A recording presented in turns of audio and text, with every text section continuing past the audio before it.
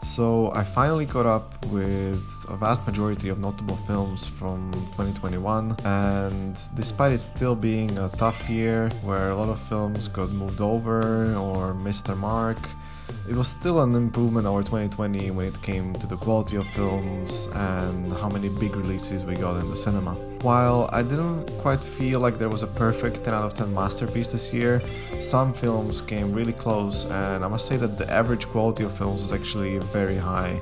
In fact, making my top 10 this year was actually tougher than most years. I had to leave out some really good films, and so before I delve into it, here's some notable films that didn't quite make the cut, but definitely deserve a shout out. Spider-Man No Way Home. I don't think I have to elaborate too much on this one. I mean, it was great seeing Andrew Garfield and Tobey Maguire back in action, and it didn't really rank higher on my list because I just felt that there were a lot of wasted opportunities in this film, and it could have done more with its premise. A Hero. Asghar Farhadi is an amazing writer-director, and he's back with this film with another just this simple premise that suddenly gets more and more entangled, and it becomes this gripping tale of morality and societal values, and before you know it, you're completely invested into the story, and it keeps you guessing until the very end. The Hand of God. Another great foreign language film. I really love Sorrentino. I've seen a lot of his recent work, my favorite being La Grande Bellezza. I don't feel like this really rises to those heights, but it is still just a gorgeous and historically funny and just very Italian coming-of-age story that's also biographical for Sorrentino. I mean, this is his sort of love letter to his childhood and to Naples, and it's just hard not to be touched by this film. Come On, Come On. This is a beautifully shot, heartfelt film whose family story is basically carried by the amazing chemistry between Joaquin and the child actor Woody Norman. Joaquin Phoenix, what can I say, he's just further cementing himself as arguably the most talented actor working today. So if you like him, if you like his movies, go check this one out. Drive My Car. This is a film about dealing with loss, grief, and deep-rooted traumas. It's a slow-burn drama stretching 3 hours, but if you let it, it will definitely reward your patience. The Power of the Dog. This is another slow burner, this time focusing on the male ego and toxic masculinity set against the backdrop of the Wild West, but it manages to very cleverly avoid all its genre's tropes and has beautiful cinematography and 4 of the best performances of the year. I mean, the performances in this film are just amazing. Okay, now let's talk about my favorite films of 2021. So, at number 10, West Side Story. Is there something Spielberg cannot do? I'm not big on musicals, but I went to watch this one simply because it's Steven Spielberg directing it. I even watched the hugely successful and beloved original from 1961 before I saw this one, so I could get a good measure of how well Spielberg managed to adapt it. I think I can objectively say that he directed the shit out of this film. West Side Story is gorgeously shot.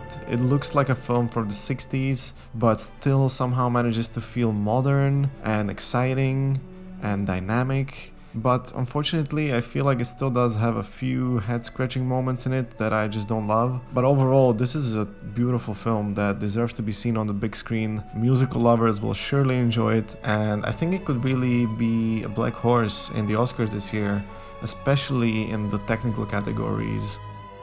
At number 9, Coda. This is just one of those lovely, heartwarming movies with a wide universal appeal that you can really show to anyone and people will just love it. This is a coming-of-age story about a soul-hearing person growing in a deaf family, and despite the film's familiar narrative, it compensates for it with a great set of characters. Emilia Jones does a fantastic job in the lead role, but it is actually the supporting cast that delivers some of the funniest scenes of the year. I mean, there are some scenes in this film that are ridiculously funny. I'm really happy the Oscars recognized this with a nomination for Troy Kotsur, who was hilarious in the role of her rap-loving, pot-smoking, fart-joking deaf dad. At number 8, Licorice Pizza. I have no idea why this film is called Licorice Pizza, but who cares? Every Paul Thomas Anderson film is to be cherished if you're a fan of cinema, in my opinion. Here he delivers yet another uniquely entertaining film, but this time it is a tale of this unconventional romance portrayed by its first-time actors in Cooper Hoffman and Alna Haim. As all PTA films, it's full of these ridiculous, well-written characters who might be in the film for only one scene, but completely make it memorable. There's something fascinating about Paul Thomas Anderson films and the way that their narrative unfolds. He never really lets you rest as an audience because he never quite lets you figure out where the story is going. He always manages to steer the wheel right as you're about to see where the road goes and begin to get settled in. It's fascinating, and it might be the reason why his films are so rewatchable. I definitely look forward to rewatching this one. At number 7, Dune. Denis Villeneuve's Dune was by far my most anticipated film of the year. It was my most anticipated film of the last 5 years probably. This is the ambitious, visionary filmmaking that only a few filmmakers in history have been talented and bold enough to attempt and pull off in the past. I believe Denis Villeneuve is one of them, and Dune is a cinematic behemoth that only comes along every 5 to 10 years. Unfortunately, I can't rate it higher because it is not a complete film in my opinion. It relies too heavily on its sequel for it to have its full meaning, if you know what I mean. It doesn't really stand on its own legs. If you look at films like Batman Begins, Bourne Identity, or Fellowship of the Ring, these are all films that can stand on their feet without there being a sequel. And I'm aware this isn't really Villeneuve's fault because it's the nature in which the book was written. It's simply very hard to find a point in which to say cut and for it to make perfect sense. And so until there is a sequel that really knocks it out of the park, and I believe it will, this film will be limited in some way. Having said that, this is still an amazing cinematic achievement. I mean, this is what cinemas are built for. And also the way this film was cast, I mean, every single major character in the story, I think, was perfectly cast, starting with Timothée Chalamet. It's exciting. I mean, what can I say? Dune Part 2, I can't wait. At number 6, Nightmare Alley. It's a real shame that Nightmare Alley came out so late in the year, which in my opinion might have made it somewhat overlooked and forgotten by film-loving audiences. This is a film that really deserved way more eyes on it because Guillermo del Toro transports us into this noir universe unlike anything I've seen in recent years. He is fully committed to his vision here, and it seeps through all the aspects that make the film great. From the incredible production design and cinematography, to the dark and haunting performances by its leads in Bradley Cooper and Cate Blanchett. And you know, this really transcends all of its narrative flaws, which there are some of, and it's undeniable, but the film is just so lovingly and so passionately crafted that it's impossible not to surrender to its magic, in my opinion. I think it's the most gorgeous looking film of 2021, where every frame is a masterpiece, and Guillermo's direction gives it this epic feel that seems to have completely disappeared from modern films for some reason. I'd say Nightmare Alley is the very definition of a flawed masterpiece. At number 5, Spencer.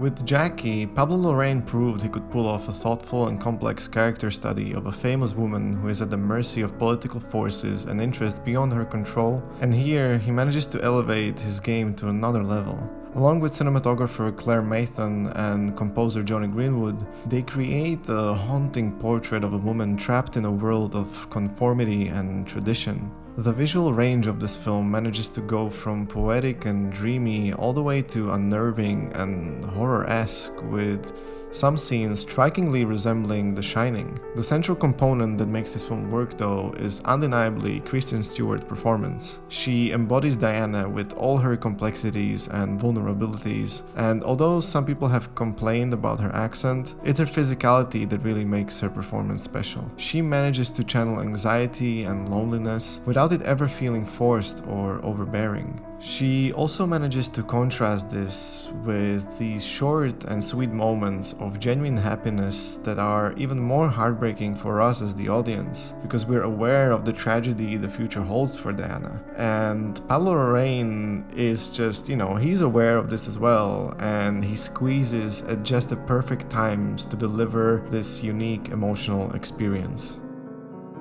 At number 4, Boiling Point. You know, films like Boiling Point really get me excited.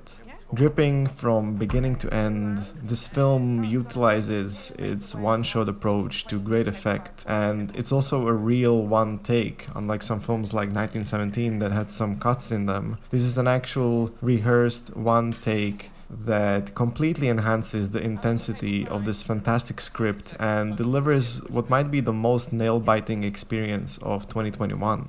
Writer-director Philip Barantini and cinematographer Matthew Lewis really made something special here. The way this seemingly straightforward story manages to penetrate into every level of societal hierarchy in one evening with this set of really diverse and well-written characters. As someone who has worked in a 5-star restaurant before, I can really attest that this film provides an incredibly accurate portrayal of what this highly stressful environment looks like. And a lot of the magic of this film is actually hidden in the tiniest details, where I felt like it could have easily lost its authenticity for the sake of better drama, but director Philip Barantini doesn't flinch for a moment here, and I loved it. At number 3, The Last Duel. Ridley Scott made 2 films in 2021, and I would describe one of them as a messy, oversaturated soap opera with some Razzie-worthy performances, and the other a glorious return to form. And I would go as far as to say that it is my favorite film of Ridley Scott since Gladiator, which is saying a lot. This film isn't for everyone, as it doesn't provide enough juice and action for the masses, while perhaps being a little too crude and lacking depth to please a more demanding audience. It sort of flirts with both throughout the film, but doesn't fully commit to either one, and it didn't bother me. I really enjoyed the slower pace and the Rashomon-esque storytelling style, where the film slowly builds towards an epic, gut-wrenching finale, but at which point I was so invested in the fate of the character of Marjorie that I could hardly breathe. Jodie Comer's layered performance as Marjorie is one of my favorite female performances of the year. Unfortunately, the same cannot be said about some of her co-stars, especially Ben Affleck, whose ridiculous look is distracting in every scene he's in, and undoubtedly the biggest glaring weakness of the film in my opinion. Matt Damon tries his best despite a terrible look in this mullet and a weird scar, and Adam Driver delivers a very solid performance, one of many in 2021 by the way. The guy is in everything lately. At number 2, The Worst Person in the World. Sometimes you start watching a film and within 5 minutes you know you're gonna love it. Such was the case with this film. The film focuses on Julie, a young woman who, like all of us, struggles to figure out what she wants her life to be in a world of endless options and constant promises of something better waiting us right behind the corner. Renate Reinsve is brilliant in the lead role, and she really carries this film in a performance that is very diverse and has a really big range, because she manages to go from silly to youthful to empty and overbearing and just wrestling with life, and a mix of laughter here and tears over there. If you're like me and you love relationship dramas like Before Midnight or Lost in Translation or Her, then this is a romantic comedy that I think you will really love. It manages to subvert its genre and becomes a deeply meditative human story with a level of wisdom that never seems pretentious. It manages to capture the struggles of the millennial generation in today's world with emotional honesty that is very rarely seen in romantic films these days. The film is nominated for Best Original Screenplay and Best Foreign Language Film at the Oscars this year, and while it's a long shot for both, I think, I really hope it wins both because it deserves it. At number 1, Belfast. This is just a complete film in every way.